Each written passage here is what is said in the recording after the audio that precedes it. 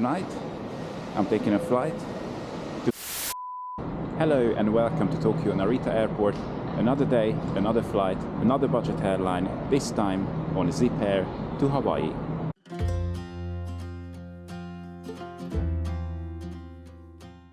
Zip Air is a Japanese low-cost airline fully owned by Japan Airlines. At the time of recording this video, they had 7 787-8 Dreamliners and flew between Tokyo and Singapore, the Philippines, South Korea, Thailand, and 4 cities in the United States. Technically, you can check in within the app, but it didn't work for me. Luckily, you can use the SkyTeam self-service machines and check yourself in. Mind you, Zip Air is not part of the SkyTeam. Narita, like many other airports in Japan, has shower facilities, and the best part is, you don't need lounge access to use them. The showers are located before security. 1,000 yen, just under £6 or around $7 gets you a refreshing 30-minute shower, which is just perfect to have before a long overnight flight. Since Zip Air is a budget airline, food isn't included in the ticket. So before boarding, I decided to indulge in some amazing Japanese cuisine for the final time in this trip. Originally, Zip Air planes had a big letter Z painted on their tails. However, shortly after the war in Ukraine began, the airline found themselves with an unintended symbol, so to avoid any misinterpretations, they quickly repainted the planes due to their resemblance to the Z on Russian military vehicles.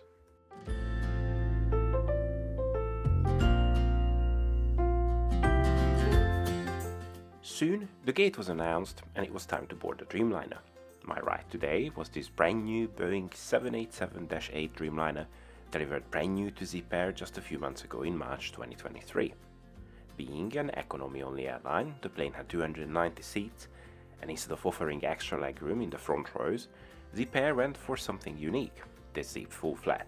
Essentially, it's a simplified lie-flat business class seat in a 1-2-1 reversed herringbone configuration, but still an economy class seat with no included service, no bedding, no food, not even a screen. You will see for yourself in a bit. The rest of the cabin followed the standard 3-3-3 layout with 31-inch legroom. My home for the next around 8 hours, seat 21A. The flight was not even close to full, with several empty rows available. Seeing this and wanting to give myself and the family next to me some extra space, I decided to move back a few rows. A few other passengers had similar ideas, but the crew made it very clear very quickly that seat switching was strictly off the table, even after takeoff. There was clearly no messing around on Zip Air when it came to seating. Soon the door closed, the jet bridge moved away, and we taxied for takeoff.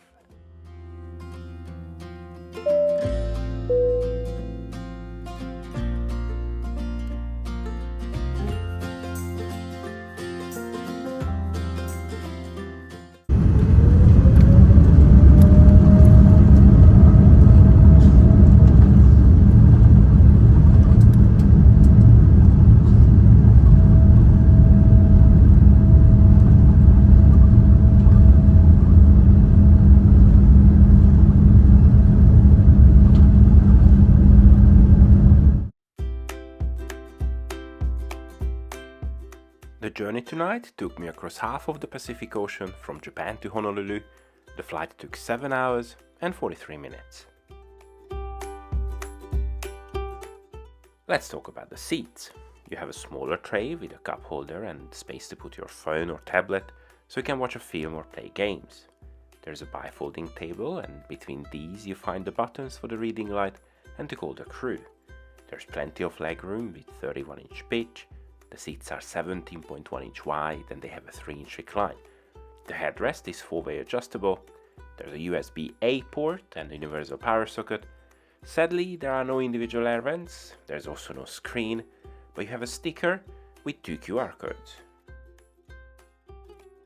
Those QR codes lead you to the IFE system and free Wi-Fi, which, by the way, isn't limited to just messaging. There is a moving map, which, while basic, provides all the essential route information.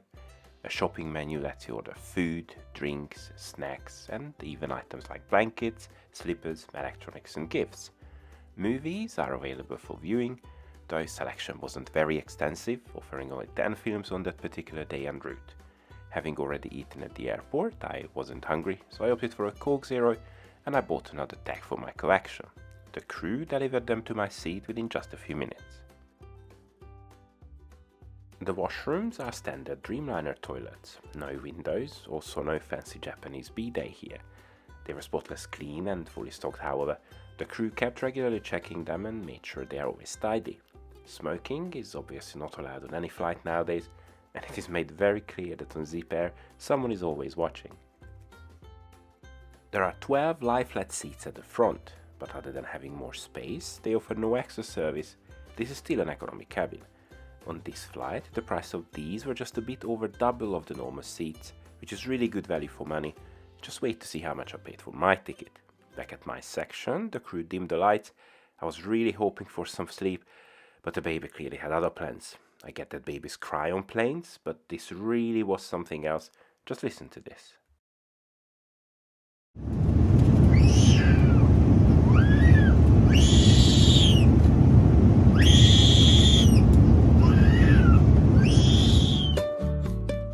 Eventually the baby stopped screaming and I was able to have about an hour's sleep before it started again and woke me up and everyone else. Soon the sun started coming up on the horizon and we were on our initial descent to Hawaii's Oahu Island.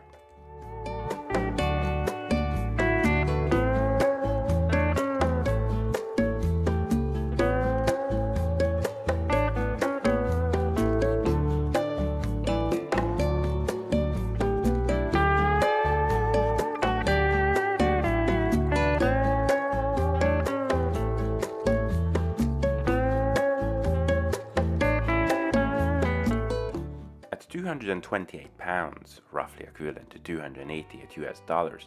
This was the cheapest flight of my trip so far, if you look at the cost per mile. The seats were comfortable and the crew, while we didn't interact much, were friendly and helpful. The lie-flat seat upgrade is reasonably priced. I actually would book those seats next time and of course I will be happy to fly Zip Air again. This was a great experience.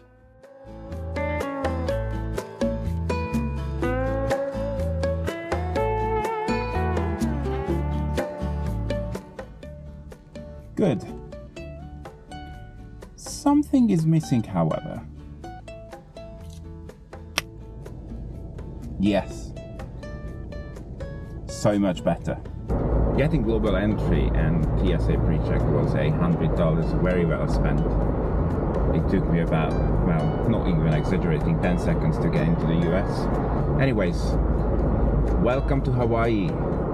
One of the main reasons that I started this journey to the east was because it kind of gives me an extra day. So let me explain it quickly. I woke up yesterday on Thursday the 26th of October in Tokyo. So I went and explored the city.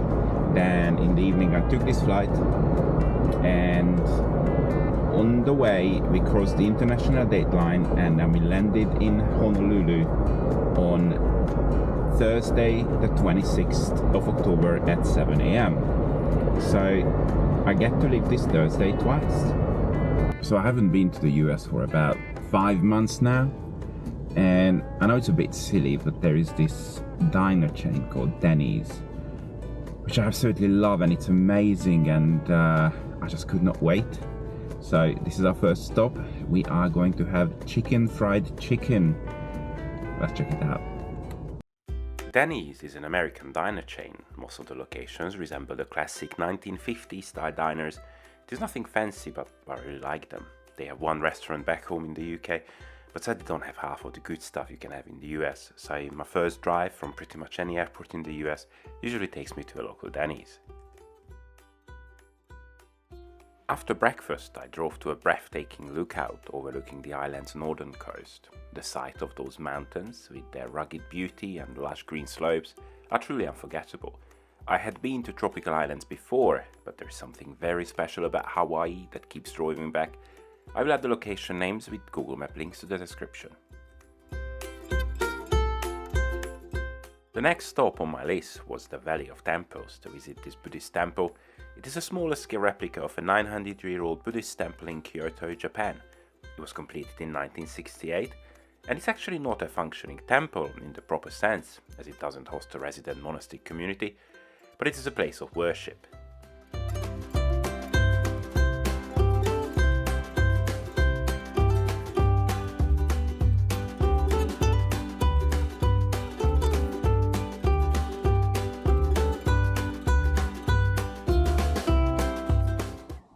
There's no way I'm coming to Hawaii and not going onto a beach, even if I'm only here for a day. This is actually my favorite place on earth, a beautiful sandy beach on the north side of Oahu. Welcome to Kalama Beach.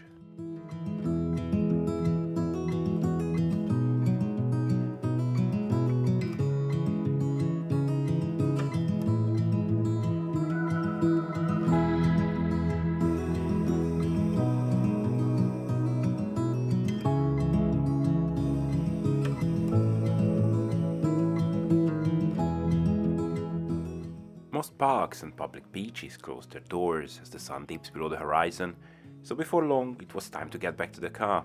I had some dinner and I made my way back to the airport as my one day in Hawaii drew to a close. I should have planned this a little bit better. It's such a shame that I only got to spend one day in Hawaii. Such a beautiful place. Never stops to amaze me. Anyway, it's time for another flight. Tonight, I'm flying to